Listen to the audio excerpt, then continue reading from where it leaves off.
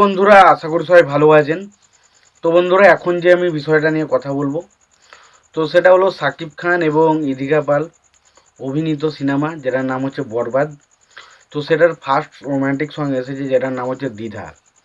তো সেটা দুদিনের মাথায় প্রায় 3 মিলিয়ন ভিউজ ক্রস করে গেছে, এবং সেটা নিয়ে এখন আলোচনা করব। এবং তার পাশাপাশি বরবাদ ছবির দুটো ক্যারেক্টার পোস্টার রিভিল করা হয়েছে, সেটা নিয়েও আলোচনা করব।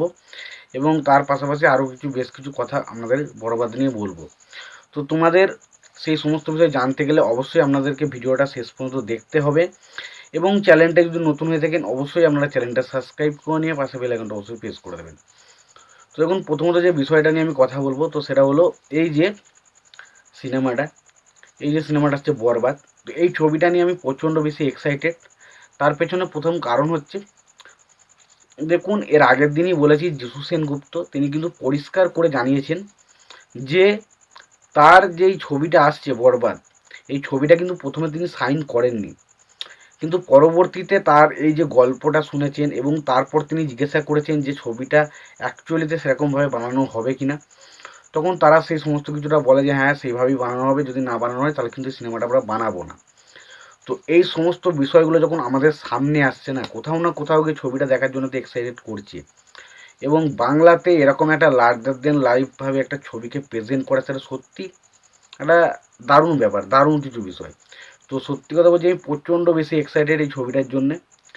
এবার এই গানটা, দেখুন, গানটা আমার কাছে বিশাল কিছু লাগেনি, জানি না। আমি গানটা আমি গানটা নিয়ে বিষয়ে কথাও বলেছিলাম, গানটা আমার কাছে মারাত্মক কিছু লাগেনি। বাট অনেকেরই দেখছি খুবই ভালো লেগেছে। তো মারাত্মক কিছু লাগেনি তার মানে এটা কখনো আমি বলিনি যে গানটা আমার ভালো লাগেনি।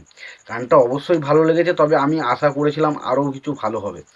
একটা জিনিস আমি লক্ষ্য করেছি, যে যখনই আমি কোনো জিনিস নিয়ে প্রচণ্ড বেশি এক্সাইটেড হয়ে যাই, তখন সেই জিনিসটা আমি যখন আসে, সেই জিনিসটা আমার দেখে খুব একটা মনোভূত হয় না।